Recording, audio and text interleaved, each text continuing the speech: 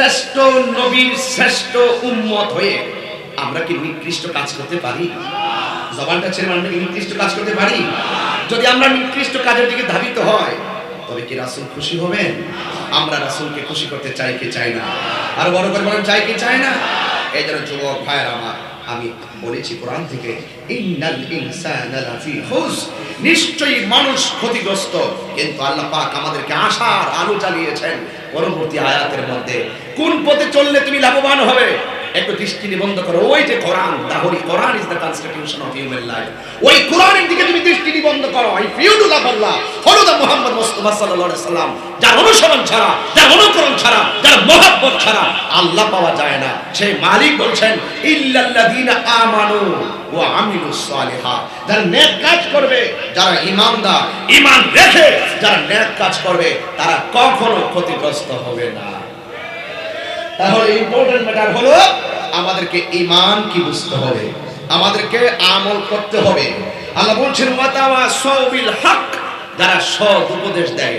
আজকে আল্লামা আবুল কাসেম নুরি হাফিজাহুল্লাহ মাদাজিল্লাহুল আলী হুজুর, তিনি আমাদেরকে সৎ উপদেশ দিয়েছেন। তার বাস্তব চিত্র হলো যৌতুক থেকে ফিরে আসো, মাদক থেকে ফিরে আসো, জঙ্গিবাদ থেকে ফিরে আসো। এটা সৎ কাজের আদেশ। ওয়াতাওয়াসাউ বিল হক, এটা হকের উপদেশ, এটা হকের উপদেশ। এই হকের উপদেশ যদি আপনারা গ্রহণ করতে পারেন তাহলে আপনি কিন্তু লাভবান হয়ে যাবেন।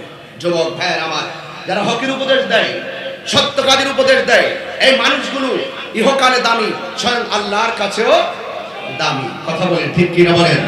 আজকে এত সুন্দর একটি আয়োজন করেছেন, প্যান্ডেল বাহিরে মানুষ দাঁড়িয়ে আছেন কুয়াশার ভিতরে আপনারা সেই সত্যের কথাগুলো শোনার জন্য।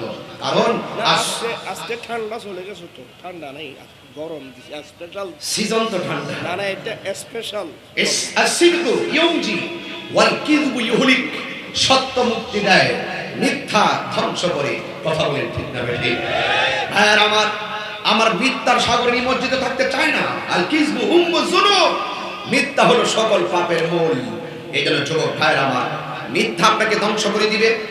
একটি অন্যায় কাজ আপনার জীবনটাকে ওই পোকার মতো, যেই পোকা কাঠকে খেয়ে খেয়ে ধ্বংস করে দেয়, মিথ্যা আপনার নেক আমলগুলোকে ধ্বংস করে দিবে। এদের আমরা মিথ্যার সাগরে নিমজ্জিত থাকতে চাই না, সত্যের মহাসাগরে ভাসতে চাই। কথা বলেন ঠিক কিনা? এই সত্যের অবগাহন যদি আপনার হৃদয়ে লেপন করতে চান তাহলে আপনাকে এই বর্তমান প্রেক্ষাপটে যৌতুক, মাদক এবং জঙ্গিবাদ, আপনি জানেন এই বিষয়ে তিনটা বিষয় আমাদের সামাজিকভাবে অবক্ষয়, সামাজিক অভিশাপ। সেখান থেকে আপনাকে বেরিয়ে আসতে গেলে ওই যে আল্লাহ বলছেন ইল্লাল্লাযীনা আমানু ওয়া আমিলুস সালিহাত, ঈমান আনতে হবে, আমল করতে হবে। আজকে কেন মানুষ অন্যায় করে? কোরআন থেকে দূরে চলে গিয়েছে, সত্য থেকে দূরে চলে গিয়েছে, অসত্যকে, অসত্যের চাদর গায়ে লাগিয়ে মুখোশধারী হয়ে সমাজের ভিতরে নীতিগত কথা বলার মানুষ, নীতিগত কথা অনেকেই বলে, কিন্তু বাস্তবে সে কতটুকু পালন করে সেটা কিন্তু মুখ্য উদ্দেশ্য হয়ে দাঁড়িয়েছে। কথা বলেন ঠিক কিনা? আমরা আর কথা নয়, আমরা কাজে বিশ্বাসী, আমরা কাজে বিশ্বাসী। ওয়াতাওয়াসাউ বিল হক, হকের উপদেশ যারা দিবে তারাই সাকসেস, এবং যারা মানবে তারাও সাকসেস। ওয়াতাওয়াসাউ বিস সবর, যারা ধৈর্যের উপদেশ দেয়। এখানে বসে আছেন, ধৈর্য না থাকলে বসে থাকতে পারতেন না। যার জীবনে ধৈর্য বেশি তার জীবনে সফলতা বেশি, যার জীবনে ধৈর্য কম তার জীবনে হতাশা বেশি। আমি এখানে আজকে ওয়াজ করার কথা মাগরিবের পর এভাবে আমি ডাইরেক্টলি করেছি, কিন্তু যখন দেখেছি উলামায়ে কেরাম খুবই প্রয়োজনীয় কথাগুলো বলেছেন, আমার যতটুকু সময় আছে আমি সর্বোচ্চ দিয়ে ধৈর্য ধারণ ধরে আপনাদের মাঝে আমি বসে রয়েছি। আমার অভিজ্ঞতা হয়েছে, আমি অনেক কথা শুনতে পেরেছি, বুঝতে পেরেছি, জানতে পেরেছি।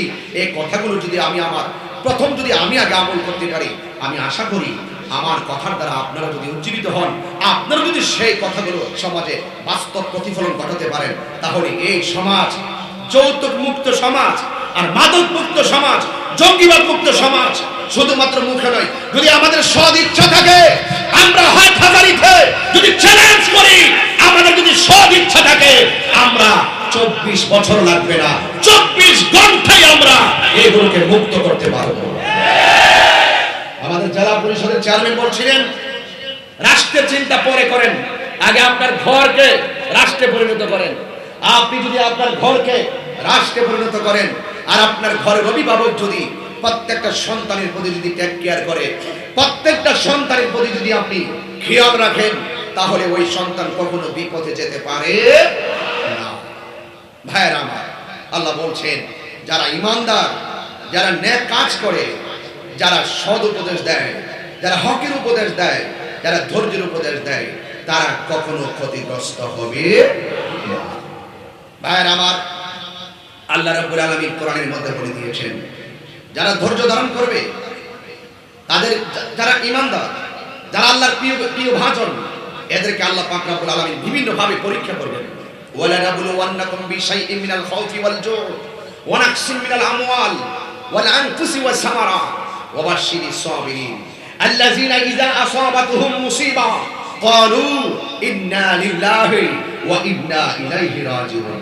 ওয়ালা নাবলুওয়ান্নাকুম, তোমাদেরকে পরীক্ষা করা হবে, মিনাল খাউফ, ভয় দিয়ে, ওয়াল জু'i, ক্ষুধা দিয়ে, ওয়া নাকসিন মিনাল আমওয়াল, সম্পদের লোকসান দিয়ে, ওয়াল আনফুস, তোমাদের জানের উপরে, ওয়াস সামারা, তোমাদের ফলমূল এর উপরে।